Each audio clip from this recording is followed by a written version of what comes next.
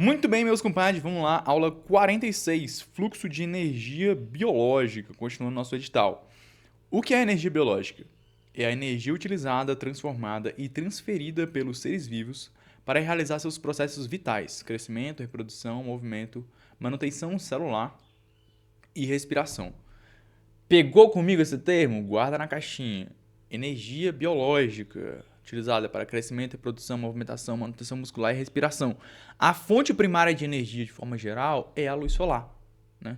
A forma utilizável é por meio de energia química. Isso tanto em plantas, quanto em animais, quanto nos outros seres vivos, beleza? Vai estar todo mundo precisando dessa energia armazenada em moléculas como glicose, que para depois ser convertida lá na molécula de ATP. Beleza? Entrada de energia nos ecossistemas. A única fonte externa de energia para os ecossistemas é o Sol, beleza? Árvores ainda não aprenderam a se alimentar de energia geotérmica, por exemplo. Bom, pode ter alguma exceção por aí no mundo da biologia, né? Inclusive, se você souber de alguma exceção, por favor, me avise aqui nos comentários. Mas eu não cheguei nesse nível ainda, tá certo? Então, em termos gerais, a gente vai continuar tratando que a única fonte de energia para os ecossistemas é o Sol. A gente vai estar falando de um sistema autotrófico em questão de fotossíntese, né? Porque nós, seres humanos, somos heterotróficos. A gente não faz fotossíntese ainda também. Embora seria maravilhoso se a gente pudesse fazer. Eu amo o Sol. Eu sou igual o Olaf do Frozen. Mas ótimo, vamos lá.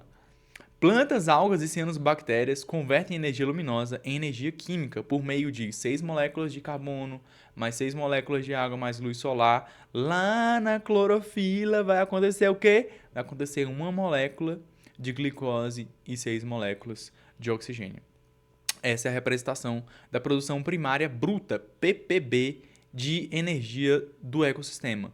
Produção primária bruta. Beleza? A cadeia alimentar em níveis tróficos, a gente já conversou sobre isso, vamos rever, é a energia do flui pelos ecossistemas através da cadeia alimentar em níveis tróficos. Flui.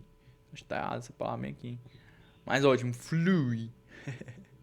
Nível trófico 1 dos produtores, primeiro nível, são os autotróficos, que têm a função ecológica aí por meio da fotossíntese, plantas e algas. Após isso, tem os consumidores primários, por exemplo, os herbívoros, como o gafanhoto e o veado. Veado, ótimo exemplo. Tem uns viadinhos do cerrado, ainda estão por aqui, tem uns da caatinga também. Consumidores secundários, carnívoros de primeira ordem, como cobra e gavião. Consumidores terciários, carnívoros de topo, como a onça pitada, tubarão branco. E depois vem os decompositores, que decompõem a matéria orgânica, fungos e bactérias, como exemplo. Diferença entre fluxo de energia e ciclo de matéria. Vamos lá? A origem da energia é a externa, luz solar. Beleza? Matéria é interna ao planeta, matéria aqui dentro.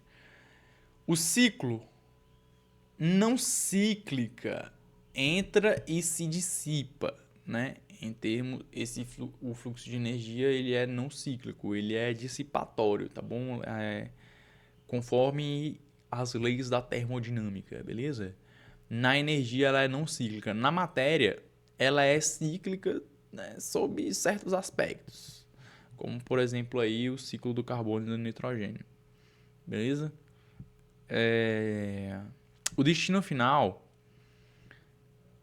em termos de fluxo de energia, na energia ela é dissipada com calor e na matéria ela retorna ao ambiente e é reaproveitada, beleza?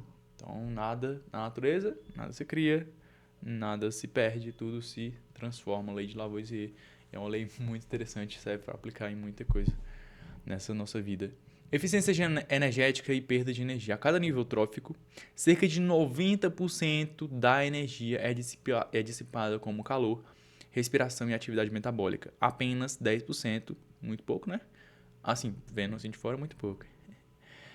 Apenas 10% da energia é transferida para o próximo nível. A regra é conhecida como Lei dos 10%, ou pirâmide de energia, em que nós vamos ter que um consumidor de topo, para esse consumidor de topo receber uma quilocaloria de energia, essa 1 quilocaloria era 10 quilocalorias lá nos secundários. Lá nos carnívoros, por exemplo. E o que era 10 quilocalorias lá nos carnívoros, lá nos herbívoros eram 100 quilocalorias, tá ligado? E o negócio foi se dissipando, foi se perdendo. Lá nos produtores eram 1000 quilocalorias. Tá entendendo? O negócio foi se dissipando, foi se perdendo. Tá bom? Então é basicamente isso que a gente tem que entender aqui dessa pirâmide de energia típica. Pois bem, vamos lá. Produção primária e produtividade. Termo, produção primária bruta. A definição é o total de energia capturada pelos produtores via fotossíntese. Produção primária bruta. Em seguida, a gente vai ter a produção primária líquida, a energia que resta após a respiração vegetal, R, beleza? Produção primária líquida, ppl. Então, a produção primária líquida é igual à produção primária bruta menos a respiração vegetal, ok? E aí a gente vai também ter o termo da produtividade secundária.